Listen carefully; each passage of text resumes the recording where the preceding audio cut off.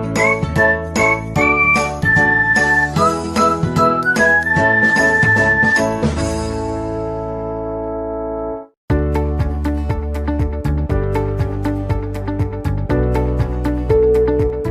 Dear students, Tagore Foundation Jobner के online platform पे आपका स्वागत है। मैं Mahendra Puri, faculty member of mathematics. आज अपन 12th क्लास के चैप्टर नंबर 3 से स्टार्ट करने जा रहे हैं, जिसका नाम है मैट्रिक्स। ये मैट्रिक्स चैप्टर में सबसे पहले अपन इसके इंट्रोडक्शन के बारे में पढ़ेंगे, मैट्रिक्स क्या होता है इसके बारे में अपन जानेंगे। उसके बाद मैट्रिक्स के ऊपर कुछ क्वेश्चंस करेंगे, ठीक है। तो इसके लिए अपन को सबसे पहले ये जानना जरूरी होगा कि मैट्रिक्स की डेफिनेशन क्या होती है, ठीक है। मैट्रिक्स दिखने में कैसा दिखता है, अपन कैसे पहचानेंगे कि कौन सा इनमें से मैट्रिक्स है, ठीक है। तो इसके लिए अपन को सबसे पहले मैट्रिक्स के डेफिनेशन के बारे में जानना होगा। इससे पहले मैं आपको ये बता दूं कि 12th क्लास में मैट्रिक्स का जो वेटेज है वो 3 मार्क्स का है।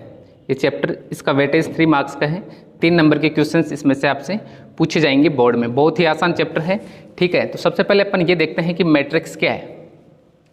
मैट्रिक्स का सबसे पहले इंपॉर्टेंट बात तो ये है कि मैट्रिक्स की कोई न्यूमेरिकल वैल्यू नहीं होती, यानी मैट्रिक्स का कोई भी संख्यात्मक मान नहीं होता। ये केवल संख्याओं या फलनों की एक व्यवस्था है।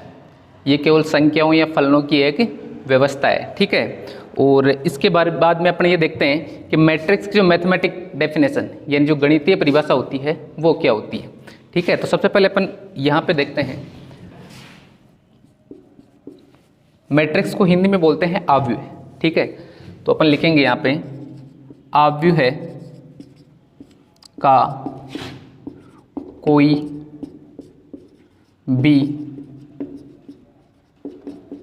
संख्यात्मक मान नहीं होता है, यह केवल संख्याओं की एक व्यवस्था है। संख्याओं की एक व्यवस्था है, ठीक है। तो आव्यूह के बारे में अपन ने थोड़ा बहुत जाना कि आव्यूह क्या होता है। आव्यूह को इंग्लिश में क्या बोलते हैं, मैट्रिक्स, ठीक है। आव्यूह यानी मैट्रिक्स का कोई भी संख्यात्मक मान नहीं होता, ये केवल संख्याओं की एक व्यवस्था है, संख्याओं का एक अरेंजमेंट है, ठीक है। अब इसके आगे अपन देखते हैं कि मैट्रिक्स की जो मैथमेटिकल यानी गणितीय परिभाषा क्या होती है, ठीक है। तो सबसे पहले अपन यहाँ से स्टार्ट करते हैं कि इसकी परिभाषा क्या होती है। किसकी परिभाषा, मैट्रिक्स की परिभाषा क्या होती है। मैट्रिक्स देखो, मैट्रिक्स में कुछ अवयव लिखे होंगे, मैट्रिक्स में कुछ अवयव लिखे होंगे और उन अवयव को बोलते हैं एलिमेंट्स बोलते हैं उनको, ठीक है। मैट्रिक्स में क्या होगा, कुछ पंक्तियां होंगी, कुछ स्तंभ होंगे, ठीक है। कुछ पंक्तियां और स्तंभ जो होंगे उनमें कुछ अवयव लिखे होंगे, तो उन अवयव को अपन बोलते हैं mn। तो m का मतलब तो होता है कि उस मैट्रिक्स में कुल कितनी पंक्तियां हैं, और n का मतलब होता है कि इस मैट्रिक्स में कुल कितने स्तंभ हैं, ठीक है। तो मैं यहाँ सबसे पहले आपको बताने जा रहा हूँ कि मैट्रिक्स की गणितीय परिभाषा क्या होती है। तो अपन बोलेंगे कि mn अवयवों का आयताकार या वर्गाकार व्यवस्था को ही अपन अव्यूह बोलते हैं। किसको बोलते हैं, mn अवयवों के वर्गाकार या आयताकार व्यवस्था को क्या बोलेंगे अपन, अव्यूह, ठीक है। mn अवयवों के वर्गाकार या आयताकार व्यवस्था को अव्यूह कहते हैं। अभी मैं आपको सब कुछ बताऊंगा कि इसमें m क्या है, n क्या है, ठीक है। तो अपन क्या बोलेंगे, mn अवयवों के वर्गाकार या आयताकार व्यवस्था को ही क्या बोलते हैं, अव्यूह बोलते हैं, जिसमें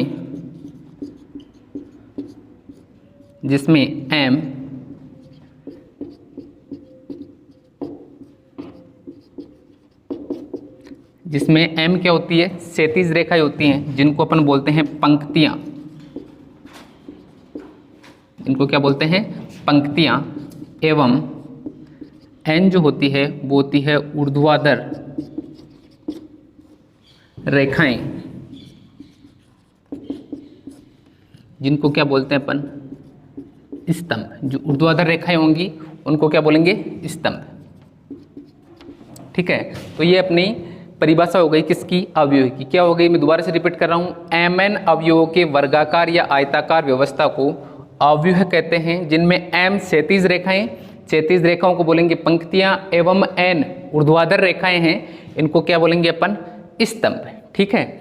अब देखो सबसे पहले मैट्रिक्स जो होता है यानी अवयव जो होता है वो किस टाइप से अपन को दिखने में दिखेगा, वो चीज़ मैं आपको बता रहा हूँ। मैट्रिक्स आपको दिखने में कैसा दिखेगा, यानी मैं ऐसे कह सकता हूँ कि photo of matrix, photo of matrix, यानी मैट्रिक्स की फोटो कैसे रहेगी। फोटो से मतलब है कि मैट्रिक्स एक्चुअल में अपन को दिखने में कैसा दिखेगा। ठीक है। तो देखो जनरली मैट्रिक्स मैंने लिखा था ना अभी परिभाषा में, वर्गाकार या आयताकार। ठीक है। तो मैट्रिक्स का फोटो आपको ये होगा। ठीक है। मैट्रिक्स का फोटो ये होगा, या फिर आपको ऐसा भी मिल सकता है स्मॉल ब्रैकेट में। ठीक है। और या फिर आपको ऐसा दो वर्टिकल, दो ऊर्ध्वाधर लाइंस के बीच में यू भी मिल सकता है मैट्रिक्स। ठीक है। ये तीनों जो साइन है, ये तीनों साइन मैट्रिक्स को रिप्रेजेंट करेंगे। अपन को अपनी बुक्स में मैट्रिक्स का जो साइन दे रखा है वो ये है। ये जो दोनों साइन दे रखे हैं आपको, ये कॉम्पिटिटिव एग्जाम जैसे जेई मेंस या जेई एडवांस में जो क्वेश्चन आते हैं उसमें मैट्रिक्स के जो एलिमेंट है वो इसमें भी लिखे हुए मिल सकते हैं और इसमें भी। ठीक है। तो अपन अगर बोर्ड के पॉइंट ऑफ व्यू से देखें तो मैट्रिक्स का जो साइन है वो आपको ये वाला दिखेगा। ठीक है। जिसको अपन बोल सकते हैं फोटो ऑफ मैट्रिक्स, यानी मैट्रिक्स दिखने में कैसा दिखेगा, इस टाइप से भी हो सकता है, इस टाइप से भी हो सकता है और इस टाइप से भी हो सकता है। जो अपने आरबीएससी की बुक में जो साइन दे रखा है वो जनरली हर जगह यही साइन यूज में ले रखा है। ठीक है। तो अपन भी मैक्सिमम जगह यही साइन यूज में लेंगे। अब देखो दूसरी बात ये है मैट्रिक्स में कि मैट्रिक्स को रिप्रेजेंट किससे करेंगे अपन।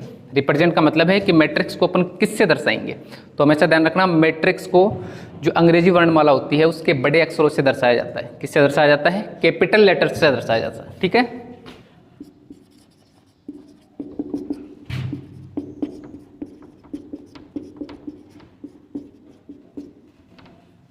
मैट्रिक्स को अंग्रेजी वर्णमाला के बड़े अक्षरों से दर्शाया जाता है। क्लियर हो गया। मैट्रिक्स को अंग्रेजी वर्णमाला के बड़े अक्षरों से दर्शाया जाता है, जैसे कैपिटल ए, कैपिटल बी या कैपिटल सी। इसी हिसाब से कैपिटल एक्स, कैपिटल वाई या कैपिटल जेड किसी से भी दर्शा सकते हैं, पर यह ध्यान रखना कि हमेशा कैपिटल लेटर से ही दर्शाया जाता है। ठीक है। आदि। तो ये चीज़ भी अपन को इंपॉर्टेंट है, ध्यान रखनी है। ठीक है कि मैट्रिक्स को हमेशा कैपिटल लेटर से ही रिप्रेजेंट करना है, स्मॉल लेटर से रिप्रेजेंट नहीं करना है। ठीक है। अब अपन नेक्स्ट टॉपिक जो है वो इसमें ये देखेंगे कि मैट्रिक्स का जो व्यापक रूप होता है वो क्या होता है। मैट्रिक्स का व्यापक रूप क्या होता है। ठीक है। तो इसके लिए इसको नोट कर लेना एक बार। मैट्रिक्स को कैसे अपन रिप्रेजेंट करेंगे, कैसे दर्शाएंगे, उसको बोलेंगे अपन मैट्रिक्स का व्यापक रूप। ठीक है। यानी जनरल रिप्रेजेंटेशन ऑफ मैट्रिक्स।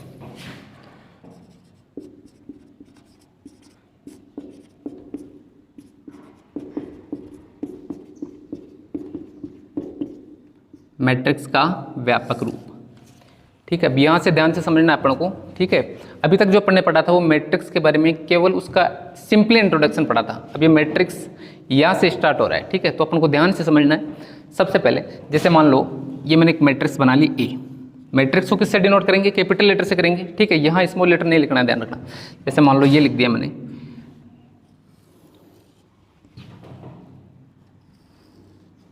ठीक है। अब ये क्या है, मैट्रिक्स का साइन ही है ना। ये जो मैंने बनाया है ये एक तरीके से किसका फोटो है, ये एक मैट्रिक्स का फोटो है। अब इसमें मैं कुछ एलिमेंट्स रखूंगा। एलिमेंट्स का मतलब इसमें मैं कुछ संख्याएं रखूंगा, तो उनको बोलते हैं अवयव। इसके अंदर जो कुछ भी मैं लिखूंगा उन सबको क्या बोलेंगे, अवयव। क्या बोलेंगे उनको, मैट्रिक्स के अवयव। अब देखना यहाँ से स्टार्ट कर रहा हूँ मैं। सबसे पहले यहाँ लिखूंगा A11। अभी थोड़ी देर बाद बताऊंगा आपको इस 11 का मतलब क्या है। ठीक है। उसके बाद मैं यहाँ लिखूंगा A12, फिर यहाँ लिखूंगा A13। ठीक है। और ऐसे अपन आगे चलते जाएंगे और यहाँ क्या लिखेंगे, A1N। ठीक है। अब देखो यहाँ लिखूंगा मैं A21। इन सब का मतलब बताऊंगा अभी। 11 का मतलब क्या है, 12 का मतलब क्या है, 13 का मतलब क्या है, इसको एक्सप्लेन करूंगा। एक बार मैं इसको लिख देता हूँ। तो यहाँ क्या लिखेंगे A22, A23 और यहाँ लिखेंगे A2N। ठीक है। फिर यहाँ लिखेंगे A31, A32, A33, ठीक है, और यहाँ लिखेंगे अपन A3N, ठीक है। ऐसे ही अपन आगे चलते जाएंगे और यहाँ जो है वो लिखूँगा मैं AM1, यहाँ लिखूँगा AM2, यहाँ लिखूँगा AM3 और यहाँ लिखूँगा AMN। क्लियर हो गया? ठीक है। अब देखो, अब अपन को ध्यान से समझना है, इस मैट्रिक्स में मैंने जो कुछ भी लिख रखा है उन सबको क्या बोलेंगे अपन? इस मैट्रिक्स के अवयव। जैसे मान लो मैंने यहाँ लिखा A11, इसको रीड कैसे करेंगे, इसको पढ़ेंगे कैसे? A फिर नीचे वाली चीज़ बोलनी है 11, इसको A11 नहीं बोलना है, इसको क्या बोलना है? A11। इसको क्या बोलना है? A12। इसको क्या बोलना है? A13। डैश डैश डैश का मतलब है कि ये चीज़ें आगे चलती जा रही है, इसके जस्ट आगे A14 आएगा, फिर A15 आएगा और लास्ट में क्या आएगा? A1N। ये N लिखा हुआ है, ठीक है। अब देखो इसको कैसे रीड करेंगे? A21, A22, A23, A2N, ठीक है। इसको कैसे रीड करेंगे? A31, A32, A33, फिर आगे बढ़ता जाएगा और लास्ट में क्या आएगा? A3N, ठीक है। ऐसे यहाँ देखो ये भी आगे बढ़ता जाएगा, लास्ट में यहाँ देखो सबसे पहले क्या आ रहा है? पहली पोजीशन पे 1, फिर आ रहा है 2, फिर 3, तो यहाँ M रो में क्या आएगा? M आएगा। तो यहाँ क्या पढ़ेंगे इसको? AM1, AM2, AM3, AMN। अब देखो सबसे पहली चीज़ तो ये है कि इस मैट्रिक्स में मैंने जो कुछ भी लिख रखा है उनको क्या बोलेंगे अपन? अवयव। जैसे सबसे पहले लिख रखा है A11, तो इसको क्या बोलेंगे? अवयव। ये क्या है? एक तरीके से मैट्रिक्स का अवयव है। क्या है ये? मैट्रिक्स का अवयव। अब ध्यान से देखना आप, इस मैट्रिक्स में कुछ तो पंक्तियां हैं और कुछ क्या है? स्तंभ है, ठीक है। जैसे सबसे पहले पंक्ति कौन सी है? ये वाली है। ये वाला जो है वो क्या है? सबसे पहली पंक्ति है। फिर दूसरी पंक्ति कौन सी है? ये वाली दूसरी पंक्ति है। फिर ये वाली तीसरी है, ठीक है। और ये कौन सी पंक्ति है? MV पंक्ति। कौन सी पंक्ति है? MV पंक्ति। ऐसे ही ये अगर मैं ऐसा देखूं तो ये क्या है? इस मैट्रिक्स का पहला स्तंभ है। ये कौन सा स्तंभ है? ये वाला। ये इस मैट्रिक्स का दूसरा स्तंभ है। ये तीसरा स्तंभ है। और ये कौन सा स्तंभ है? NY स्तंभ। कौन सा स्तंभ है? NY स्तंभ। अब देखना, पंक्ति को इंग्लिश में रो बोलते हैं। पंक्ति को इंग्लिश में क्या बोलते हैं? रो। और स्तंभ को इंग्लिश में क्या बोलते हैं? कॉलम। पंक्ति को क्या बोलते हैं? रो, और स्तंभ को क्या बोलते हैं? कॉलम। अब देखना, पंक्ति, रो का मतलब इसका पहला लेटर क्या है? R है, और स्तंभ यानी कॉलम का पहला लेटर क्या है? C है। अब देखो ये कौन सी पंक्ति है मुझे बताओ? ये वाली कौन सी पंक्ति है? एक बार मैं इसको थोड़ा इरेज कर देता हूँ।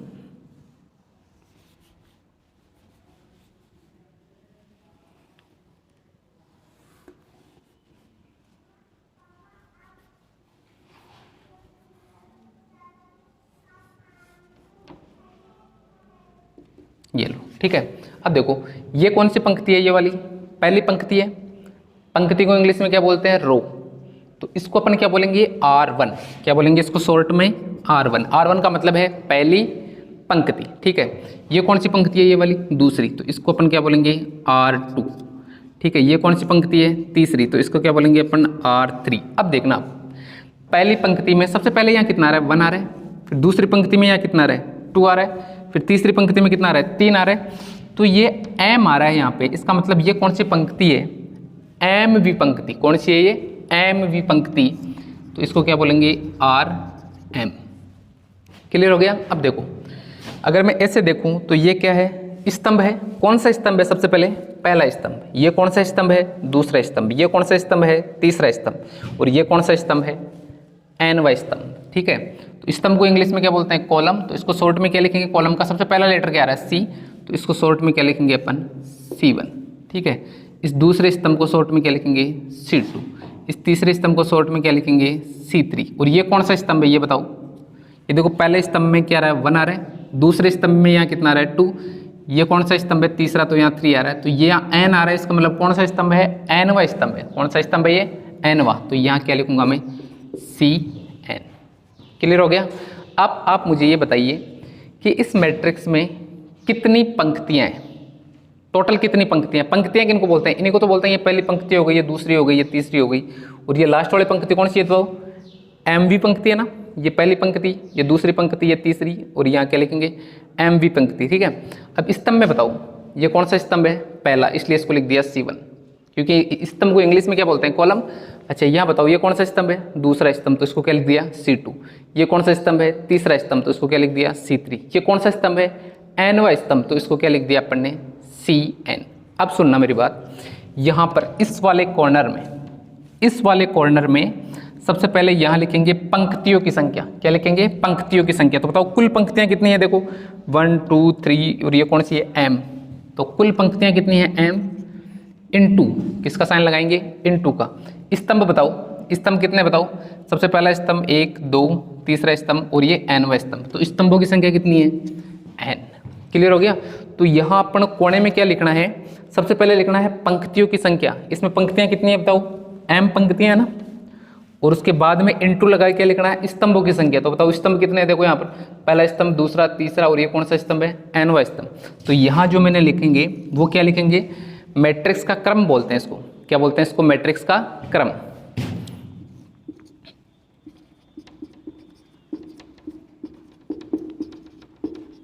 इसको क्या बोलेंगे, ऑर्डर ऑफ मैट्रिक्स, यानी मैट्रिक्स का क्रम। ठीक है। यहाँ पर जो m है ये क्या, किसको रिप्रेजेंट करता है, यानी किसको दर्शाता है, पंक्तियों की संख्या। और ये जो n लिखा हुआ है ये क्या, किसको दर्शाता है, स्तंभों की संख्या। किसको दर्शाता है, स्तंभों की संख्या। तो ये एक इंपॉर्टेंट चीज़ आपको ध्यान रखनी है कि सबसे पहले यहाँ जो लिखेंगे, पहले पंक्तियों की संख्या लिखेंगे, फिर इंटू लगा के किसकी संख्या लिखेंगे, स्तंभों की संख्या। ठीक है। तो ये आपके समझ में आ गया होगा। अब इसी में मैं आपको एक इंपॉर्टेंट चीज़ और बताता हूँ। वो इंपॉर्टेंट चीज़ ये है कि इस अवयव में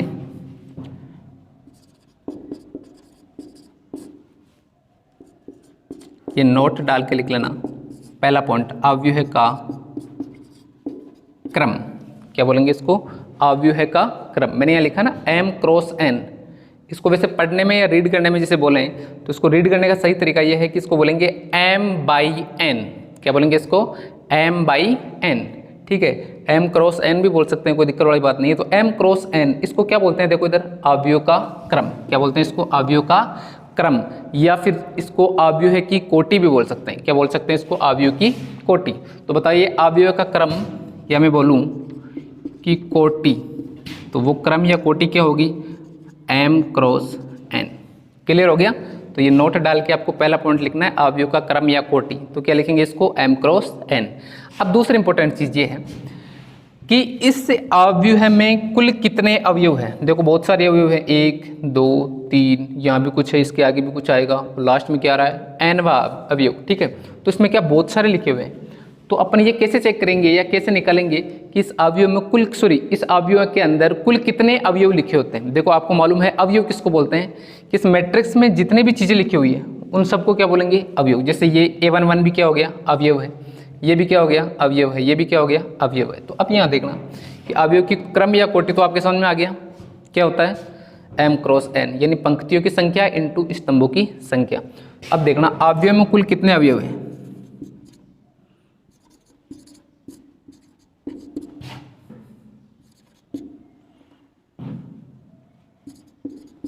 अवयव में अवयवों की संख्या, अवयव में कुल कितने अवयव हैं ये निकालने के लिए m और n को गुणा करने पर जो भी मिलेगा ना वही किसकी संख्या होगी, इस अवयव में अवयवों की संख्या। तो बताइए अवयव की संख्या कितनी होगी, mn। कितनी होगी, mn। ठीक है, समझ में आ गई ये चीज़। अब एक चीज़ आपको और देखना है, वो आपको ये देखना है कि यहाँ मैंने लिख दिया a22, इसका मतलब क्या है। मैं दोबारा से बता रहा हूँ, यहाँ मैंने क्या लिख दिया, a22, इसका मतलब क्या है। देखो हमेशा पहले जो है वो अपन पंक्तियों की संख्या बोलेंगे और उसके बाद किसकी संख्या बोलेंगे, स्तंभों की संख्या। यानी कि इस a22 का मतलब है कि दूसरी पंक्ति का दूसरा स्तंभ है। किसका है, दूसरी पंक्ति का दूसरा स्तंभ।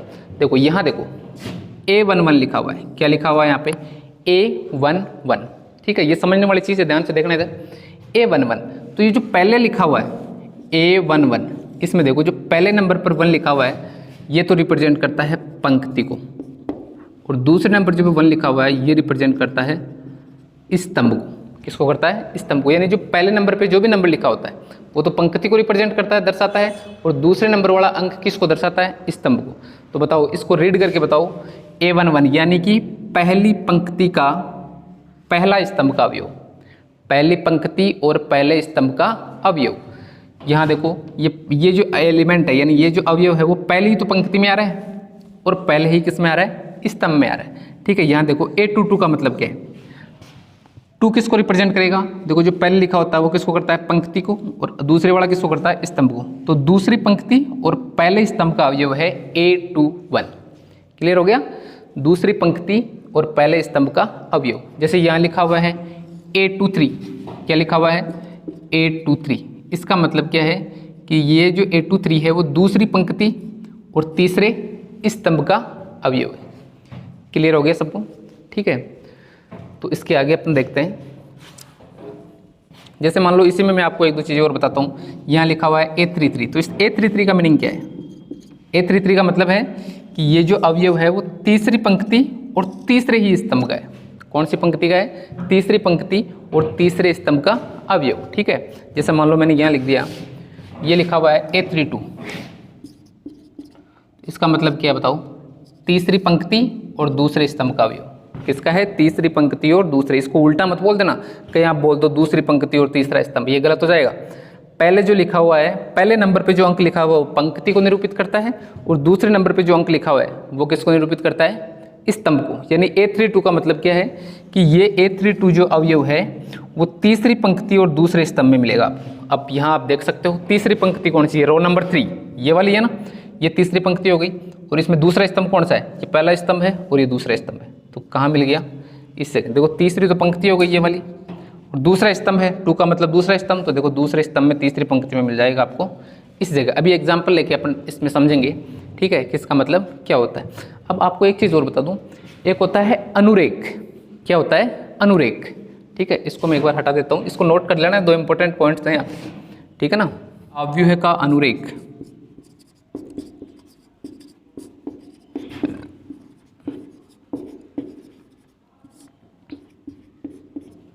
अव्यूह का अनुरेख, इसको बोलते हैं ट्रेस ऑफ मैट्रिक्स। क्या बोलते हैं इसको इंग्लिश में, ट्रेस ऑफ मैट्रिक्स। ठीक है, जैसे मान लो ये कोई मैट्रिक्स अपन ने ए माना था ना, कैपिटल ए, तो इसका अनुरेख क्या होगा। अनुरेख से मतलब क्या होता है, देखो इसमें इस पूरे मैट्रिक्स में एक विकर्ण बन रहा है। विकर्ण कौन सा बन रहा है, देखो एक बार ध्यान से देखना।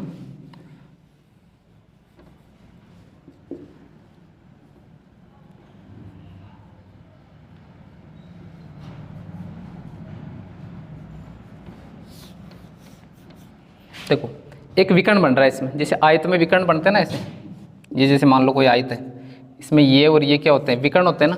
तो देखो इसमें विकर्ण कौन सा होगा, विकर्ण 2 हैं इसमें, एक ये है और एक इधर से विकर्ण बनेगा। ठीक है, तो ये वाला जो विकर्ण होता है ना, ये वाला जिस पे मैं पेन चला रहा हूँ, इसको बोलते हैं मुख्य विकर्ण। क्या बोलते हैं इसको, मुख्य विकर्ण। ठीक है, तो अव्यूह का अनुरेख किसको बोलेंगे कि मुख्य विकर्ण, ये वाला जो विकर्ण है इसको मुख्य विकर्ण बोलते हैं, इसको नहीं बोलते मुख्य विकर्ण। मुख्य विकर्ण कौन सा होगा, जिस पे मैंने पेन चला के और ये राउंड घोड़ा घुमाया ना, इसको क्या बोलेंगे, मुख्य विकर्ण। तो अव्यूह का जो अनुरेख होता है वो किसको बोलते हैं कि जो मुख्य विकर्ण के अंदर अवयव लिखे हुए हैं, कुछ लिखे हुए हैं ना, जैसे सबसे पहला है A11, दूसरा कौन सा है A22, तीसरा कौन सा है A33 और लास्ट वाला कौन सा है AMN। ठीक है, तो किसी भी वर्ग अव्यूह में, ठीक है, अव्यूह के अनुरेख की मैं डेफिनेशन बोल रहा हूँ, किसी भी वर्ग अव्यूह में मुख्य विकर्ण के सभी अवयवों का योगफल उस अव्यूह का अनुरेख कहलाता है। क्या कहलाता है, उस अव्यूह का अनुरेख। और इसको अपन लिखेंगे शॉर्ट में ट्रेस ऑफ।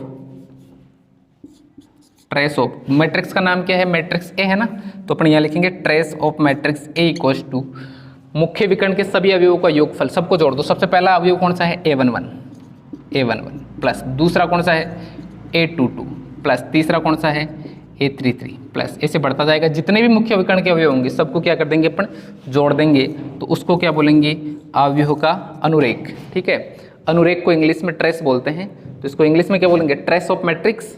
मैट्रिक्स कौन सी है, मैट्रिक्स का नाम है ए। ठीक है, ट्रेस के शुरू के 2 वर्ड्स ले लिए अपने TR, इसलिए अनुरेख को शॉर्ट में लिखेंगे trace of A.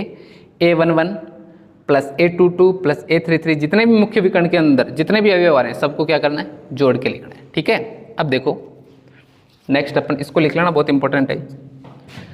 Next upon example लेते हैं और उस एग्जाम्पल की हेल्प से इस वाली चीज़ को और अच्छी तरीके से समझने की कोशिश करेंगे। तो सबसे पहला एग्जाम्पल है, ये समझ में आ गया ना, इस चीज़ को ध्यान रखना आप। m क्रॉस n ये क्या है, इस अवयव की कोटि या क्रम बोलते हैं इसको, ठीक है। और ये जो m लिखा हुआ है, m किसको रिप्रेजेंट करता है, किसको दर्शाता है, पंक्तियों की संख्या को, और n किसको दर्शाता है, स्तंभों की संख्या को, ठीक है। अब देखो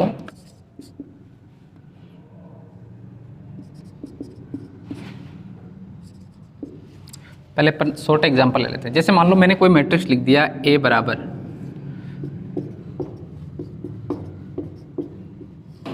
ये मैंने कोई मैट्रिक्स लिख दिया, ठीक है। सबसे पहली चीज़ तो इस मैट्रिक्स का क्रम बताना आपको, ठीक है। क्या बताना है, इसका क्रम। मैं क्वेश्चन बना के लिख देता हूँ।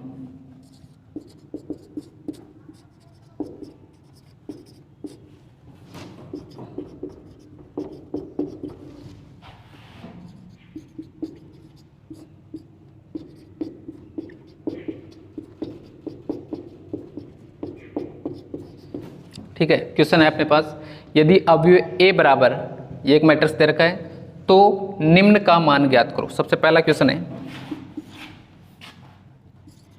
कि अपन को a23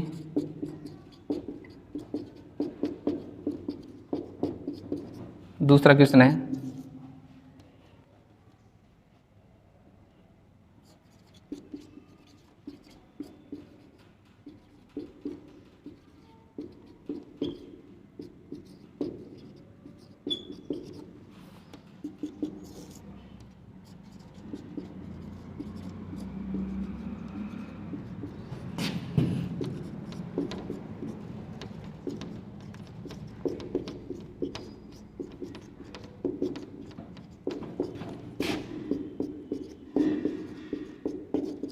देखो मेरा क्वेश्चन ये है कि अवयव है, यदि अवयव a बराबर, ये एक अवयव है, तो निम्न का अपन को मान बताना है। सबसे पहला क्वेश्चन अपन को दे रखा है, इसके 3 पार्ट कर दिए मैंने। एक ही क्वेश्चन में आपको 3 चीज़ें पूछूंगा, ठीक है। सबसे पहली चीज़ कि a23 का मान बताना है। किसका मान बताना है, a23। दूसरा अपना क्वेश्चन है कि अवयव है a का क्रम लिखना है, यानी इस मैट्रिक्स का आपको क्या लिखना है, क्रम लिखना है, ठीक है। यहाँ क्रम की जगह कोटि भी लिखी हुई आ सकती है, किसकी कोटि क्या होगी, ठीक है। क्रम और कोटि एक ही बात है। अगला आपको बताना है कि अवयव है a के कुल अवयवों की संख्या ज्ञात करो।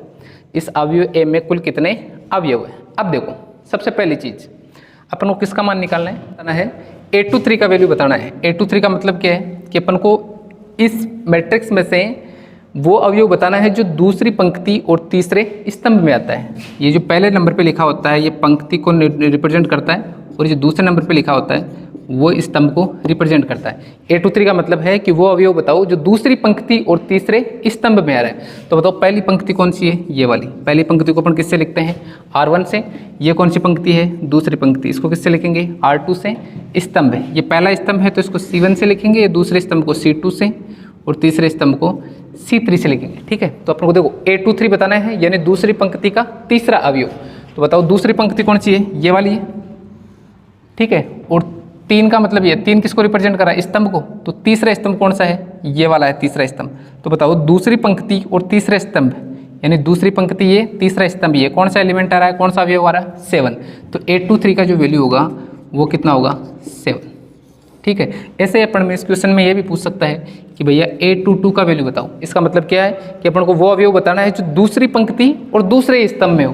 तो देखो ये तो दूसरी पंक्ति हो गई, और दूसरा स्तंभ कौन सा हो गया, ये, यानी इसमें और इसमें कौन सा एलिमेंट आ रहा है, 6 आ रहा है। ये 6 किस में आ रहा है, देखो दूसरी तो पंक्ति में आ रहा है और दूसरे ही किस में आ रहा है, स्तंभ में आ रहा है। गलती से 2 मत कर देना, क्योंकि 2 पहली पंक्ति और दूसरे स्तंभ में तो आ रहा है, लेकिन 2 में पंक्ति कौन सी है, पहली। जबकि अपन को चाहिए क्या, दूसरी पंक्ति और दूसरा स्तंभ का अवयव। तो ये दूसरी पंक्ति और दूसरा स्तंभ, इसमें कौन आ रहा है, 6 आ रहा है। तो बताओ a22 का वैल्यू क्या होगा, 6 होगा, ठीक है। ऐसे अपन सारे सब की वैल्यू निकाल सकते हैं। तो पहले का जो आंसर होगा वो क्या होगा, a23 का वैल्यू कितना होगा, 7। तो यहाँ लिखेंगे अपन 7, ठीक है। दूसरा देखो अवयव का क्रम बताना है। ये कौन से क्रम का है, क्रम अपन यहाँ लिखते हैं, ठीक है, या राइट बॉटम कॉर्नर पे। तो बताइए क्रम, सबसे पहले कौन किसकी संख्या लिखते हैं, पंक्तियों की संख्या। तो पंक्तियाँ कितनी है, 1 और 2, तो 2, फिर इंटू का साइन लगाएंगे। स्तंभ कितने हैं, 1 2 3, तो इसका क्रम क्या होगा, 2/3। इसको पढ़ेंगे कैसे, 2/3, ठीक है। तो अवयव का क्रम कितना होगा, ये होगा 2/3, ठीक है। क्रम या फिर यह कोटि भी लिखा हुआ सकता है, क्रम और कोटि एक ही बात है। तीसरा अपन को बोला है कि अवयव में कुल कितने अवयव हैं, तो कुल अवयवों की संख्या निकालने का फॉर्मूला क्या होता है कि पंक्ति और स्तंभ दोनों क्या करते हैं, गुणा करते हैं। थोड़ी देर पहले मैंने बताया था ना, कुल अवयवों की संख्या होती है, अगर कोई अवयव m/n m क्रॉस n का है तो उसमें कुल अवयवों की संख्या कितनी होती है, mn, ठीक है। m क्या होता है, पंक्तियों की संख्या, और n क्या होता है, स्तंभों की संख्या। तो पंक्तियों की संख्या कितनी है, 2, और स्तंभों की संख्या कितनी है, 3। तो क्या आएगा, 2 × 3 = 6। तो इसमें कुल कितने अवयव होंगे, 6। ये तो एक छोटा मैट्रिक्स है, अपन इसमें काउंट भी कर सकते हैं कि 6 अवयव हैं। देखो 1 2 3 4 5 और 6, तो कुल अवयव की संख्या कितनी हो गई, 6, ठीक है। तो इसके आगे अपन नेक्स्ट क्लास में पढ़ेंगे टाइप ऑफ मैट्रिक्स, अवयव के कुल कितने प्रकार हैं, ठीक है। मैट्रिक्स के टाइप्स के बारे में स्टडी करेंगे। ओके।